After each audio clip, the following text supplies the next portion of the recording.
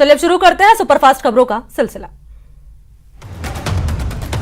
प्रधानमंत्री नरेंद्र मोदी ने आज कोरोना वैक्सीन को लेकर सर्वदलीय बैठक की। वीडियो कॉन्फ्रेंसिंग के जरिए हुई इस बैठक के बाद पीएम ने कहा कि अगले कुछ हफ्तों में कोरोना वैक्सीन तैयार होगी और वैज्ञानिकों की हरी झंडी के बाद टीकाकरण का कार्यक्रम शुरू होगा। प्रधानमंत्री ने यह भी कहा कि देश के वैज्ञानिक आत्मविश्वास से भरे हुए हैं, ऐसे में वैक्सीन की सफलता में कोई संदेह नहीं है। उन्होंने कहा कि वैक्सीन को लेकर पूरी दुनिया की नजर भारत पर टिकी हुई है। पीएम मोदी ने कहा कि पहले चरण में किसे वैक्सीन लगेगी, इस पर भी केंद्र राज्यों के सुझावों पर काम कर रही है। पीएम ने कहा कि health care worker, front line worker और पहले से गंभीर बीमारियों से जूझ रहे बुजुर्गों को प्राथमिकता दी जाएगी। पीएम मोदी ने कहा कि वैक्सीन डिस्ट्रीब्यूशन को लेकर भी केंद्र और राज्यों की टीमें मिलकर काम कर रही है। अन्य देशों के मुकाबले हम बेहतर स्थिति में हैं। हमारे पास टीकाकरण के लिए दुनिया का बहुत बड़ा और अनुभवी नेटवर्क है।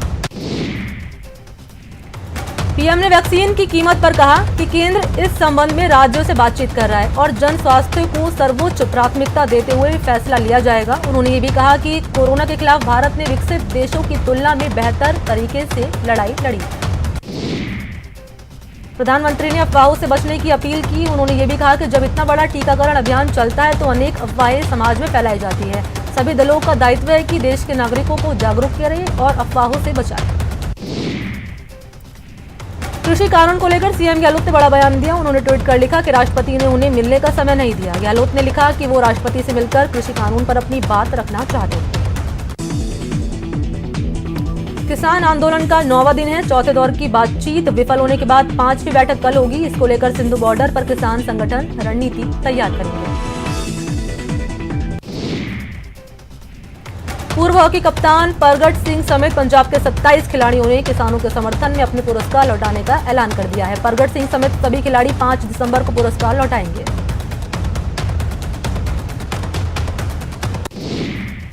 केरल में चक्रवात बुरेवी को लेकर अलर्ट जारी कर दिया। भारतीय मौसम विज्ञान विभाग के अलर्ट के बाद राज्य सरकार ने मछली पकड़ने पर पूरी तरह से प्रतिबंध लगा दिया। राज्यपाल कलराज मिश्र ने बीकानेर के महाराजा गंगा सिंह विश्वविद्यालय में विधि और विज्ञान भवन का लोकार्पण किया। वर्चुअल लोकार्पण कार्यक्रम में विशेष अतिथि के तौर पर सीएम अशोक गहलोत ने भी हिस्सा लिया। मौके पर सीएम गहलोत ने शिक्षा के क्षेत्र में प्रदेश सरकार की उपलब्धियां सामने रखी। उन्होंने कहा कि उनकी सरकार ने पिछले 2 सालों में 85 नए सरकारी कॉलेज खोले। पूर्व मुख्य सचिव डीबी गुप्ता को प्रदेश का मुख्य सूचना आयुक्त नियुक्त किया गया है। राज्यपाल कलराज मिश्र ने गुप्ता को मुख्य सूचना आयुक्त पद पर नियुक्त किया। नारायण बारठ और शीतल धनखड़ को सूचना आयुक्त बनाया गया है। बारठ पत्रकारिता के क्षेत्र से जुड़े हैं, वहीं शीतल धनखड़ कांग्रेस नेता रणदीप धनखड़ की बेटी। बीजेपी और आरएलपी में जुबानी जंग बढ़ती जा रही है। बेनीवाल के खिलाफ बीजेपी के कई नेताओं के बयान के बाद अब बीजेपी विधायक प्रताप सिंह सिंघवी ने बेनीवाल समर्थक पर धमकी भरे फोन का आरोप लगाया।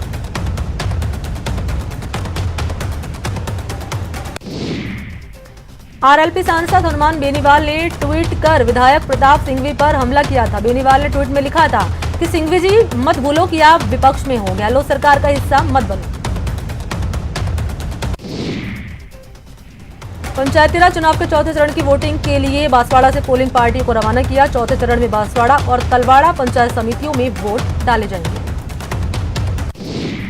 बाड़मेर में चौथे चरण की वोटिंग के लिए मतदान दल अंतिम प्रशिक्षण के बाद रवाना हुए। चौथे चरण में जिले की 6 पंचायत समितियों की 116 सीटों पर वोट डाले जाएंगे। प्रतापगढ़ में भी चौथे चरण के मतदान के लिए 274 मतदान दलों को ट्रेनिंग दी गई। 5 दिसंबर को छोटी सादड़ी और धमोतर पंचायत समिति में चुनाव होने हैं, जिसमें पंचायत समितियों के 30 सदस्यों के लिए मतदान होगा। उदयपुर में पंचायत चुनाव के अंतिम चरण के लिए मतदान दलों की रवानगी हो गई है। उदयपुर के जयसमंद, सलूम्बर, झलारा, सिमारी और लसाड़िया पंचायत समिति में कल वोटिंग होगी। पाली में पंचायत चुनाव के चौथे चरण की वोटिंग के लिए 616 मतदान दलों को रवाना किया। चौथे चरण में सुमेरपुर और मारवाड़ जंक्शन के 45 पंचायत समिति सदस्यों के लिए मतदान होगा। करौली में 3 नगर निकायों के लिए 11 दिसंबर को मतदान होना है। जिला चुनाव अधिकारी ने बताया कि तीनों निकाय से कुल 163 उम्मीदवारों ने अपना नामांकन वापस लिया। अब चुनावी मैदान में 793 प्रत्याशी शेष बचे हुए हैं।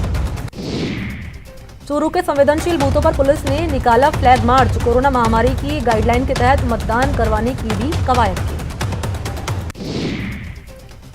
पंचायती राज चुनाव के चौथे चरण में मतदान दलों को आने, लाने और ले जाने के लिए प्रतापगढ़ में परिवहन विभाग ने 98 बस और सेक्टर मजिस्ट्रेट के लिए 24 छोटे वाहनों को अधिग्रहण किया है। पंचायती राज चुनाव के चौथे चरण में बीकानेर के महाजन में वोट डाले जाएंगे। वहीं पुलिस ने शांतिपूर्ण मतदान के लिए फ्लैग मार्च निकाला और वोटिंग के दौरान कोरोना गाइडलाइंस के पालन करने की अपील की। दौसा के भी निकायों में 11 दिसंबर को मतदान होने वाले हैं। इसके लिए आज मतदान दलों को प्रथम प्रशिक्षण दिया गया। दौसा के पंडित नवल किशोर शर्मा पीजी कॉलेज में मतदान दलों के कर्मचारियों को प्रशिक्षण दिया गया। बारा में 11 दिसंबर को नगर परिषद का चुनाव है। ऐसे में प्रचार में मशगूल प्रत्याशी आचार संहिता की धज्जियां उड़ाने से बाज नहीं आ रहे। वार्ड 43 के कांग्रेस प्रत्याशी खुशबू के चुनाव कार्यालय उद्घाटन के दौरान गाइडलाइन को दरकिनार कर भीड़ इकट्ठी की गई। कोटा में ट्रक और बोलेरो के बीच भीषण टक्कर में बोलेरो सवार 5 लोगों की मौत हो गई। हादसा दिगोद के पेट्रोल पंप के पास हुआ। हादसे में 5 लोग गंभीर रूप से घायल हो गए। बोलेरो सवार सभी लोग एमपी के रहने वाले थे। हनुमानगढ़ में दम घुटने से एक ही परिवार के 3 लोगों की मौत हो गई। बताया जाता है कि शॉर्ट सर्किट से धुएं से तीनों लोगों का दम घुट गया। दौसा के गाजीपुर में सड़क हादसे में एक युवक की दर्दनाक मौत हो गई। घटना का दिल दहला देने वाला सीसीटीवी फुटेज सामने आया, जिसमें एक ट्रक ने अस्थायी टोल नाके पर अलाव ताप रहे लोगों को कुचल दिया, जिसमें एक युवक की मौत हो गई। भरतपुर के खो में पुलिस ने फायरिंग कर भाग रहे 2 गौ तस्करों को गिरफ्तार किया। उनके पास से अवैध हथियार भी बरामद। जयपुर के जवाहर सर्किल थाना पुलिस ने कैफे की आड़ में चल रहे अवैध हुक्का बार का खुलासा किया। मुखबिर की सूचना के बाद पुलिस टीम ने जवाहर सर्किल हुक्का बार पर रेड मारी। पुलिस ने मौके से 20 हुक्का, चिलम, पाइप, फ्लेवर समेत कई नशे की सामग्री जब्त की। कैफे के मैनेजर को गिरफ्तार किया। ये हुक्का लंबे समय से इलाके में अवैध रूप से चल रहा था।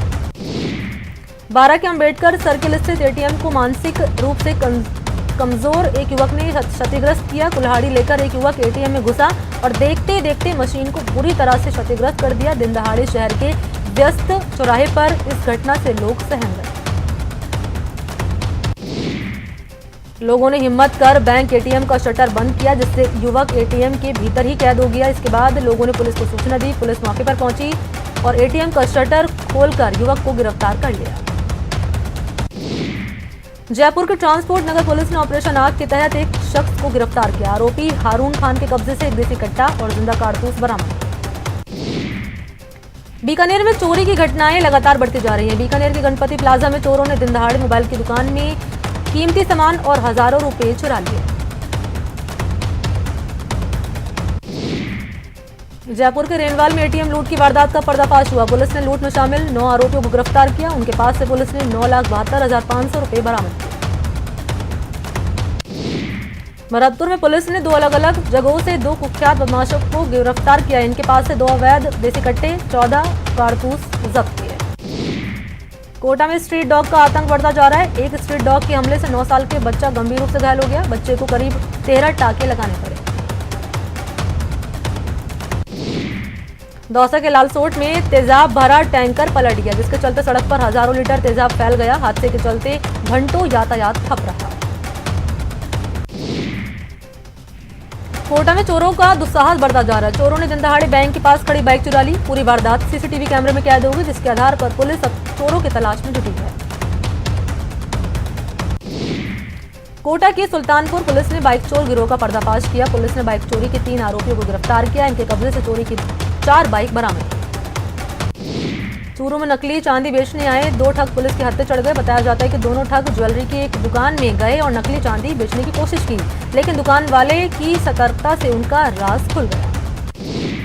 कोटा के कनवास में प्रशासन ने सावन भादो गांव के 75 बीघा चारागाह को अवैध कब्जाधारियों से मुक्त कराया। अतिक्रमणकारियों ने करीब 20 सालों से इस जमीन पर कब्जा किया था और वहां खेती कर रहे थे। करौली पुलिस ने वांछित अपराधियों की गिरफ्तारी के लिए अभियान चलाया। इसी के तहत करौली पुलिस ने अपराधी दशरथ बुलाड़ा की गिरफ्तारी के लिए 5,000 नकद इनाम की घोषणा की। कोटा की बोरखेड़ा पुलिस ने अवैध हथियार के साथ 2 बदमाशों को गिरफ्तार किया। इनके पास से देसी कट्टा और 3 जिंदा कारतूस बरामद किए। कोटा ग्रामीण पुलिस ने पेट्रोल पंप लूटने जा रहे 6 बदमाशों को गिरफ्तार किया। बदमाशों के कब्जे से अवैध पिस्टल, कट्टे समेत 4 धारदार चाकू और चोरी की 4 बाइक बरामद की। भरतपुर के बयाना में शादी का झांसा देकर नाबालिग लड़की से दुष्कर्म का मामला सामने आया। कोतवाली पुलिस ने मामले में आरोपी विनोद कुमार जाटव को गिरफ्तार किया। अजमेर की केकड़ी नगरपालिका की कार्यप्रणाली पर व्यापारियों ने नाराजगी जाहिर की।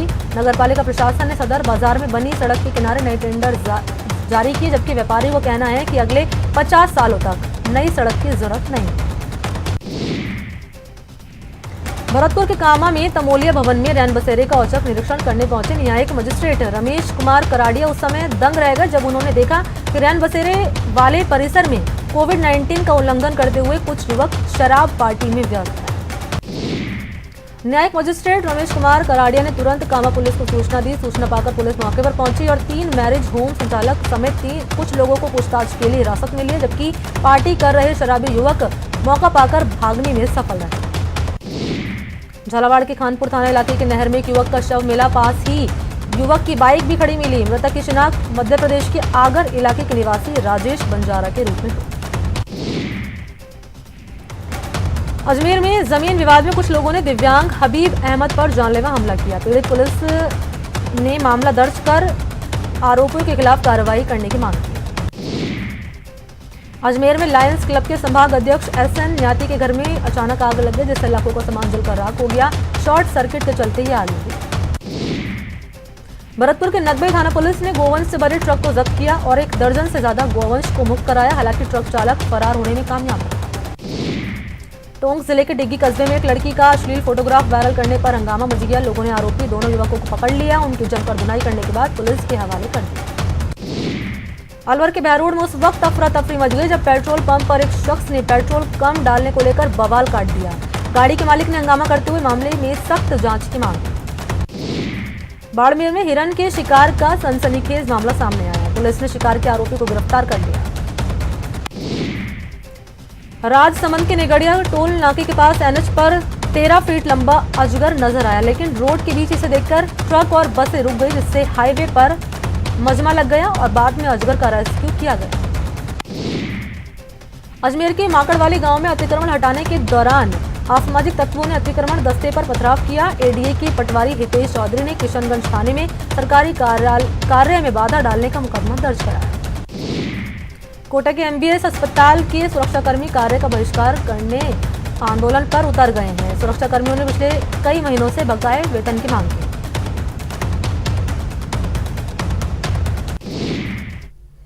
यहां रुकना छोटे से ब्रेक के लिए, जल्द लौटते हैं।